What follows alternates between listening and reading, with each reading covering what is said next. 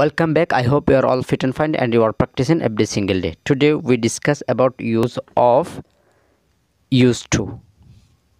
আজকে আমরা used to ব্যবহার দেখব। আজকে আমাদের এপিসোড 7 চলতেছে। আগের এপিসোডগুলো যদি তোমরা না দেখে থাকো তাহলে দেখে আসার অনুরোধ জানাচ্ছি। এখানে সবগুলো ইংরেজি বেসিক নিয়ে আলোচনা করা হয়েছে। আর তোমরা যারা শিখতে আগ্রহী ওই বেসিকগুলো না জানলে কিন্তু অ্যাডভান্স লেভেলের ইংরেজিগুলো তোমরা পারবা না, সেজন্য বেসিক ইংরেজি শেখার জন্য অনুরোধ করছি। এখন ইউজ টু অর্থ হচ্ছে, এখন আমরা ইউজ টুর একটা আমরা যে কোনো একটা ধরুন ওয়ার্ক করতে হাঁটা, ওয়ার্ক করতে করা, অ্যাভেল হতে সক্ষম হওয়া, এরকম একটা অর্থ ওখান থেকে আনতে পারি, কিন্তু ইউজ টুর সেরকম কোনো অর্থ ইউজুয়ালি দেখা যায় না। তাহলে ইউজ টুটা কোথায় ব্যবহার হয়? ইউজ টুটা ব্যবহার হয় একটা অক্সিলারি ভার্ব হিসাবে। যেমন ধরো আমি অতীতে কোনো একটা কাজ করতাম, সেক্ষেত্রে আমরা ইউজ টু ব্যবহার করব। আগে কোনো একটা আমার হ্যাবিট ছিল অর্থাৎ অভ্যাস ছিল, সেটা এখন করি না, সেক্ষেত্রে আমরা কি করব? ইউজ টু ব্যবহার করব।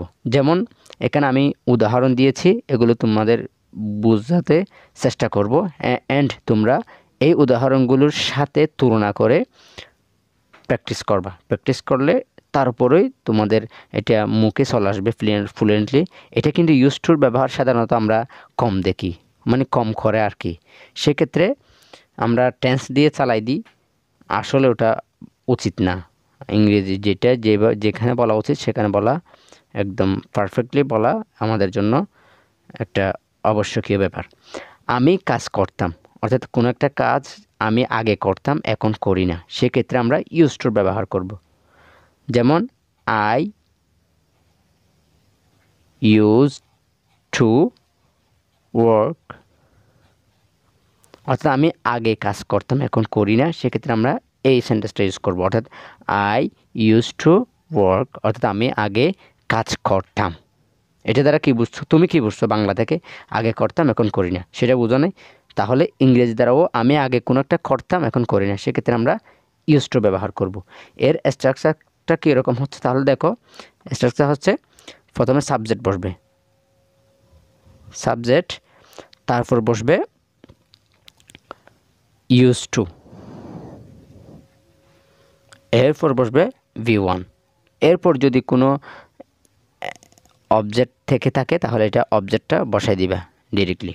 আচ্ছা, এখন দেখো সে মদ পান করত, এখন মদ পান আগে করতো এখন করে না, সেক্ষেত্রে আমরা কী করব? হি ইউজড টু ড্রিঙ্ক, অর্থাৎ সে আগে মদ পান করতো কিন্তু এখন করে না, অর্থাৎ তার আগে একটা হ্যাবিট ছিল, সেক্ষেত্রে আমরা ইউজ টু ব্যবহার করতে পারি। তুমি ধূমপান করতে, অর্থাৎ তুমি আগে সিগারেট খেতে বা ধূমপান করতে কিন্তু এখন করো না, সেক্ষেত্রে কী হবে? ইউ ইউজ টু, অর্থাৎ তুমি অভ্যস্ত হয়ে গিয়েছিলে। ইউ ইউজ টু স্মোক, অর্থাৎ তুমি আগে ধূমপান করতে কিন্তু এখন করো না, এটা বোঝানো হয়েছে। সে আমাকে ঘৃণা করত, অর্থাৎ সে এখন হয়তো তোমাকে পছন্দ করে কিন্তু আগে ঘৃণা করতো, সেক্ষেত্রে আমরা এটা ইউজ করব। তাহলে কি হবে? He used to hate me, অর্থাৎ সে আমাকে ঘৃণা করতো। এটা কিন্তু এখানে অবজেক্ট হিসাবে ইউজ হয়েছে, এটা কিন্তু তোমরা মনে রাখবা, এটা হচ্ছে অবজেক্ট হিসাবে মিটা ইউজ হয়েছে। আমি বাজারে যেতাম, আমি আগে বাজারে যেতাম কিন্তু এখন যাই না, এটা এরকম অনেকে হয়, অনেক ফ্যামিলিতে হয়, সেক্ষেত্রে কি বলবা? আমি আগে বাজারে যেতাম, I used to go to market. তাহলে আমি আগে কি কোথায় যেতাম? বাজারে যেতাম কিন্তু এখন যাই না, এটা দ্বারা এটা তো বোঝানো হয়েছে। এরপর দেখো, আমি তাদের সাথে ফুটবল খেলতাম, অর্থাৎ আমি আগে তাদের সাথে কি করতাম? ফুটবল খেলতাম। তাহলে কি হবে? I used to play football, football with বা বাই, এখানে যে কোনো একটা উইথ দ্যাম। আমি তাদের সাথে আগে ফুটবল খেলতাম কিন্তু এখন খেলি না। এটা তারা আমাকে ডাকতো, অর্থাৎ আগে যদি এমন বন্ধুবান্ধব থাকে যে সবাই মিলে আমাকে ডাকতো, কিন্তু পরে দেখি তারা ডাকে না। এরকম হলে কী হবে, তারা আমাকে ডাকতো, আগে ডাকতো কিন্তু এখন ডাকে না। সেক্ষেত্রে আমরা এটা ইউজ করতে পারি, দে ইউজ টু কল, অর্থাৎ তারা আমাকে আগে ডাকতো। নাইম ক্রিকেট খেলতো, তাহলে কি হবে, নাইম প্লে ক্রিকেট, অর্থাৎ নাইম ক্রিকেট খেলতো।